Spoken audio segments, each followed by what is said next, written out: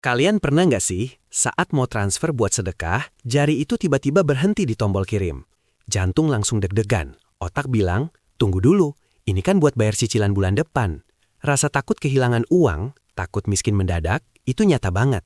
Ini adalah konflik batin terbesar yang dialami banyak orang saat berhadapan dengan amal baik. Kita tahu di hati, kalau sedekah itu bagus. Tapi di saat yang sama, kita khawatir, jangan-jangan ini cuma mitos belaka yang bikin dompet kita bolong permanen. Kalau sedekah itu benar-benar janji yang pasti mendatangkan rezeki berlipat, kenapa masih banyak orang baik yang hidupnya serba pas-pasan? Nah, hari ini, kita akan bongkar tuntas rahasia di balik janji ilahi ini, menggunakan bukti valid, riset kekinian, dan tentu saja, dalil yang kuat. Siap-siap, pandangan kalian tentang uang dan kekayaan bisa berubah 180 derajat. Halo sahabat semuanya, selamat datang kembali di channel yang selalu membahas hal-hal yang sering bikin kita bingung dan overthinking. Hari ini, kita mau ngobrol santai tapi mendalam tentang topik yang super sensitif, uang dan agama, khususnya tentang sedekah. Banyak yang mengira, matematika sedekah itu adalah matematika pengurangan, 100 dikurangi 10 sama dengan 90. Tapi, kalau cuma pakai logika matematika biasa, kita tidak akan pernah paham kenapa orang-orang kaya raya justru semakin gencar bersedekah. Mereka bukan bodoh teman-teman.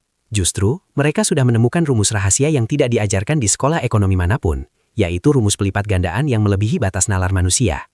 Kita harus pindah dari pola pikir kekurangan ke pola pikir kelimpahan agar bisa menangkap janji ini sepenuhnya. Jadi, kita harus berani mengakui dulu bahwa rasa takut kehilangan harta itu adalah bisikan paling kuat dari setan.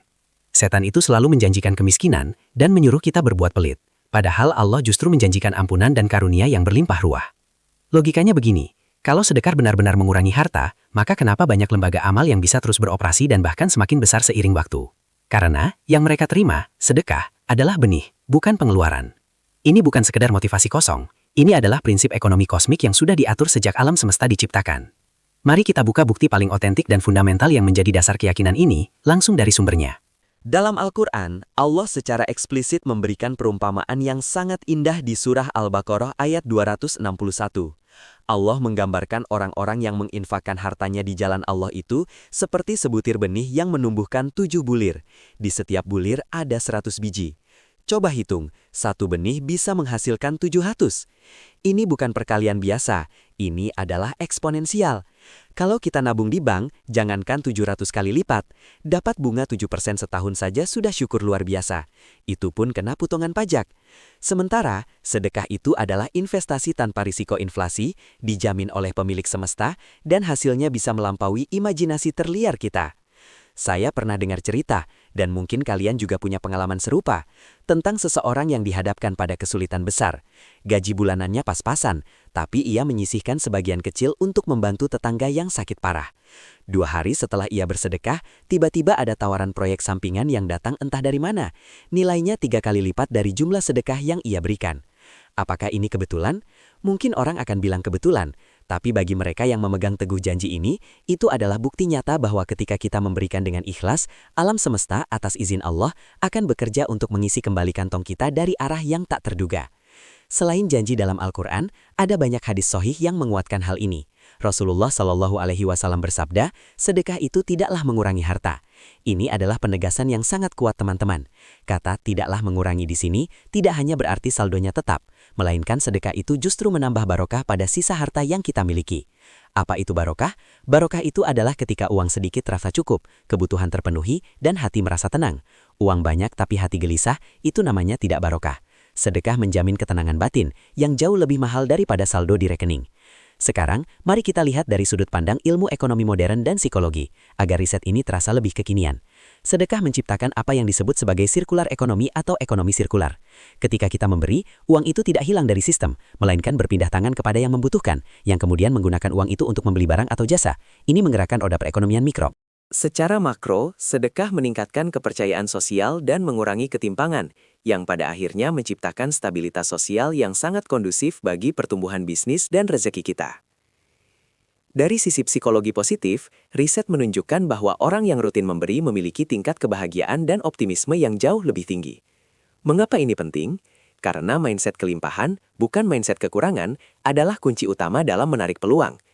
Kalau kita selalu berpikir, aku nggak punya cukup, maka otak kita akan menutup diri dari peluang rezeki. Sebaliknya, ketika kita merasa, aku punya cukup untuk memberi, maka kita memancarkan energi kemakmuran. Dan ini secara ajaib membuat kita lebih jeli melihat peluang bisnis, lebih berani mengambil resiko positif, dan lebih disukai dalam lingkungan sosial. Coba kita bandingkan lagi.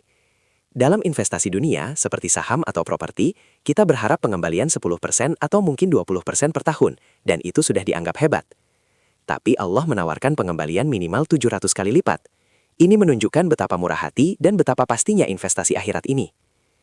Jadi kita harus mengubah narasi internal kita. Sedekah bukan mengeluarkan uang, tapi mengalihkan uang dari tempat yang keuntungannya kecil, duniawi, ke tempat yang keuntungannya dijamin spektakuler, ilahi. Ini adalah strategi keuangan paling cerdas yang bisa kita lakukan. Namun ada satu catatan penting, kualitas lebih penting daripada kuantitas. Allah tidak melihat seberapa besar uang yang kita berikan, tapi seberapa besar pengorbanan yang kita lakukan dari harta yang kita cintai dan seberapa tulus niatnya. Sedekah Rp5.000 dari gaji yang hanya 2 juta, itu bisa jadi nilainya jauh lebih besar di mata Allah daripada sedekah 5 juta dari gaji miliaran. Intinya adalah keikhlasan, melepaskan keterikatan kita pada harta, dan yakin bahwa rezeki kita sudah diatur dan tidak akan tertukar. Satu hal yang sering kita lupakan adalah, rezeki yang dijanjikan itu tidak selalu berbentuk uang tunai. Ini adalah poin krusial. Rezeki itu bisa berupa kesehatan yang prima, sehingga kita tidak perlu mengeluarkan biaya rumah sakit mahal. Rezeki itu bisa berupa anak yang soleh, istri atau suami yang mendukung, waktu luang yang berkualitas, atau kemudahan dalam urusan sehari-hari. Berapa banyak orang kaya yang rela membayar mahal hanya untuk mendapatkan waktu istirahat yang tenang? Sedekah menjamin semua rezeki tak terlihat ini, yang seringkali jauh lebih berharga daripada tumpukan kertas hijau di rekening kita. Sedekah itu juga berfungsi sebagai pembersih harta. Dalam bahasa agama, ini disebut sebagai tadakur atau penyucian. Setiap harta yang kita peroleh, mungkin saja di dalamnya ada hak orang lain yang tanpa sengaja terbawa, atau ada unsur syubhat, kurang jelas halal haramnya. Dengan bersedekah, kita secara proaktif membersihkan sisa harta kita, sehingga harta yang tersisa menjadi murni dan mendatangkan ketenangan. Harta yang bersih ini jauh lebih berkah dan kuat pondasinya dibandingkan harta yang jumlahnya banyak tapi kotor. Banyak CEO dan pengusaha sukses global seperti Bill Gates atau Warren Buffett yang menerapkan prinsip kedermawanan ekstrim, walaupun mungkin mereka melakukannya atas dasar kemanusiaan, bukan agama. Apa yang terjadi? Perusahaan mereka tetap kokoh, bahkan semakin dipercaya oleh publik. Ini menunjukkan bahwa ketika kita menyalurkan sebagian kekayaan untuk kebaikan kolektif, reputasi, loyalitas pelanggan, dan karma baik itu kembali dalam bentuk kemudahan berbisnis dan kesuksesan jangka panjang. Ini adalah bukti aktual bahwa memberi itu adalah fondasi kekayaan berkelanjutan, bukan penghancur kekayaan. Namun, semua keajaiban sedekah ini bermula dari satu hal, niat. Kita harus menata niat dengan benar. Sedekah tidak boleh dijadikan alat suap agar cepat kaya. Kalau niatnya hanya untuk coba-coba atau membeli kekayaan, maka hasilnya mungkin tidak maksimal, karena niatnya bukan karena Allah.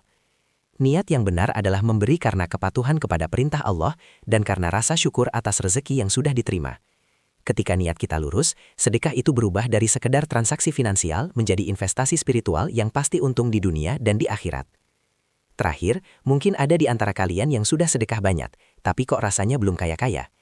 Ingatlah, janji Allah itu pasti, tapi waktu dan bentuk balasannya adalah hak prerogatifnya. Balasan itu mungkin datang besok, bulan depan, atau mungkin saat kita benar-benar butuh. Jangan pernah putus asa atau merasa sedekah itu sia-sia.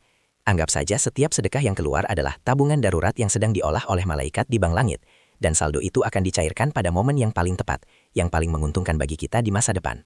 Kita tidak perlu cemas, karena kita sudah meletakkan harta kita di tempat yang paling aman dan paling menguntungkan. Jadi teman-teman, sekarang kita sudah tahu bahwa takut miskin karena sedekah itu adalah bisikan kosong yang berusaha menghalangi kita dari keberkahan. Jangan biarkan ketakutan sesaat merampas peluang investasi 700 kali lipat dari hidup kalian.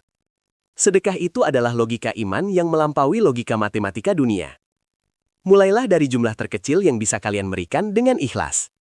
Ingat, harta terbaik yang akan menemani kita di akhirat adalah harta yang sudah kita kirimkan duluan. Kalau kalian merasa informasi ini mencerahkan, jangan lupa tinggalkan jejak di kolom komentar, kita diskusi lebih lanjut di sana. Jangan lupa juga untuk tekan tombol like kalau kalian suka konten seperti ini, share ke semua teman-teman kalian yang mungkin masih ragu, dan subscribe agar kalian tidak ketinggalan video-video rahasia hidup berkah lainnya. Sampai jumpa di video berikutnya.